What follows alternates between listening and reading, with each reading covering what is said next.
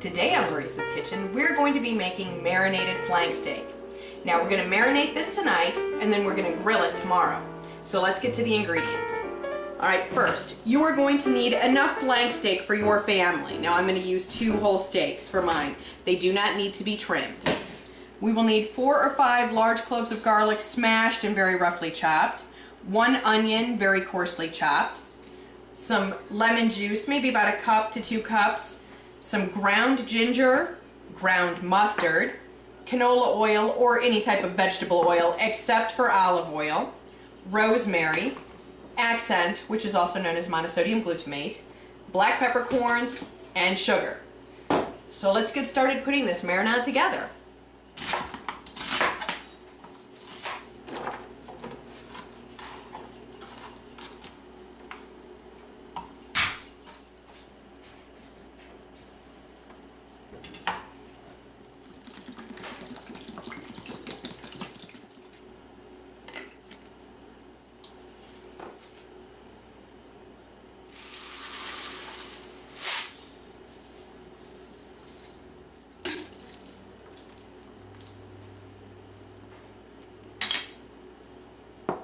Alright, in order to prepare this flank steak, if we don't make some cuts in the top, it's going to curl when it gets on the grill because we've got our meat grains running this way, not up and down.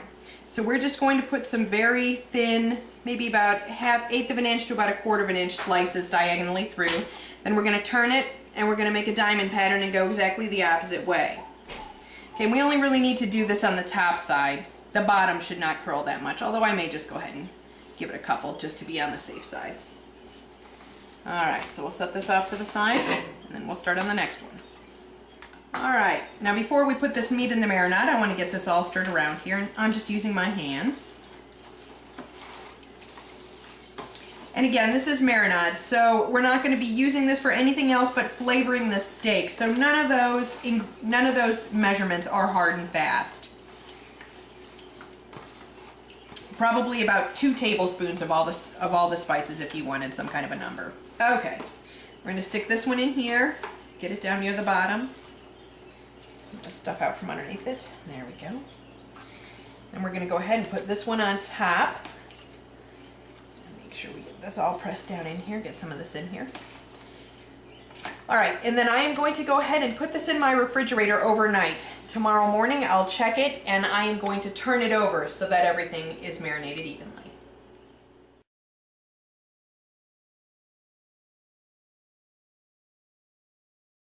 Alright, it's about 10 o'clock in the morning the next day, so let's go ahead and get this steak turned over.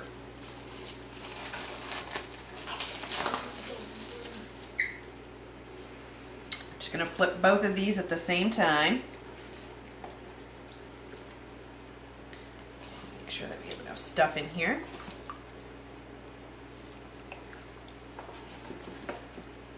Some of this up on top. Alright, now we're going to let this go, and then about 20 minutes before we're ready to cook this, we're going to take it out and let it come to room temperature. We're also going to go ahead and rinse this off because we don't want to have any of the oil or anything else on there. It will just cause flare-ups on the grill. Alright, we're getting ready to grill these steaks. Now we have a couple of things we have to do first. Number 1, this has been sitting out for about an hour. We want it to completely come to room temperature, and there is quite a bit of meat and other stuff in here. In fact, it's still a little bit on the chilly side.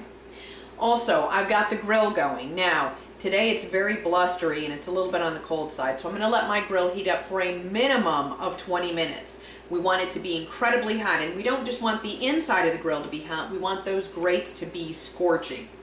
So we're going to let that continue to heat up, and I'm going to take this over and we're going to get it cleaned up and put it on the tray to get ready to cook. Alright, there's plenty of marinade in here, so we're going to just go ahead and rinse this off. I want to make sure I get all this stuff off of here. Having it burnt on here would not taste good, and you definitely don't want to get a whole peppercorn.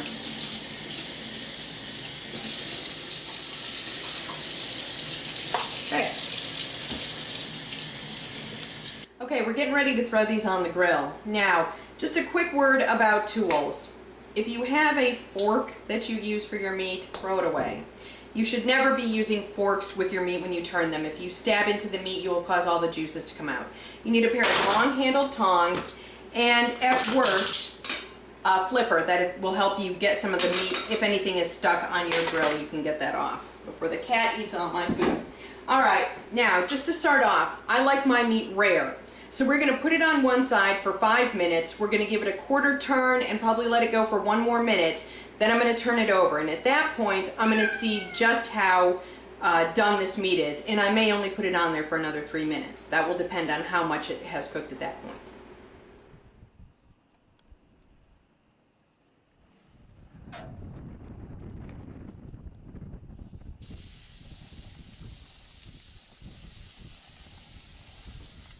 All right, if you're like my husband, you are going to be tempted to touch the meat that's out on the grill. You must, at all cost, put it down and leave it for that first 5 minutes. Don't attempt to turn it. Don't attempt to do anything with it. Let it go for that first 5 minutes. So we're at 153, and then we'll go out and give it a quarter turn and see how it looks.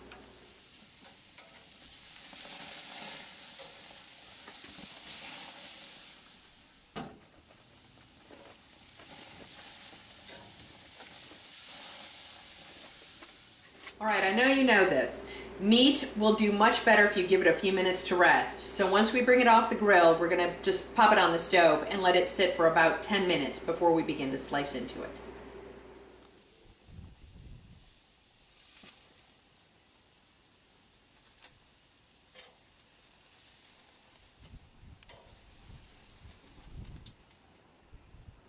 All right, let's get this steak cut and plated so we can try it. Okay, this has been sitting and it is still nice and hot. Now, we are going to cut this on the bias and across the grain. Flank steak is a bit on the tough side, so we want our slices to be thin.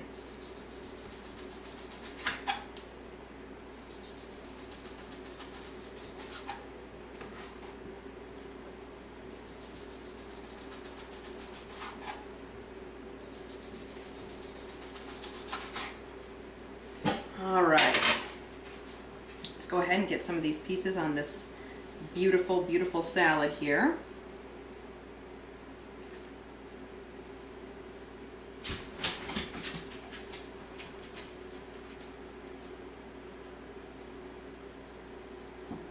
Okay, and like before, I have a special guest taster, my son Ethan. So let's bring him on board and let him try some.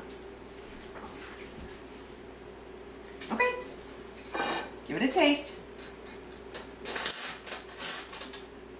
Gonna use a fork, a knife. My little carnivore. And this is great. let me give it a taste here. Oh, taste the lemon. It's spectacular.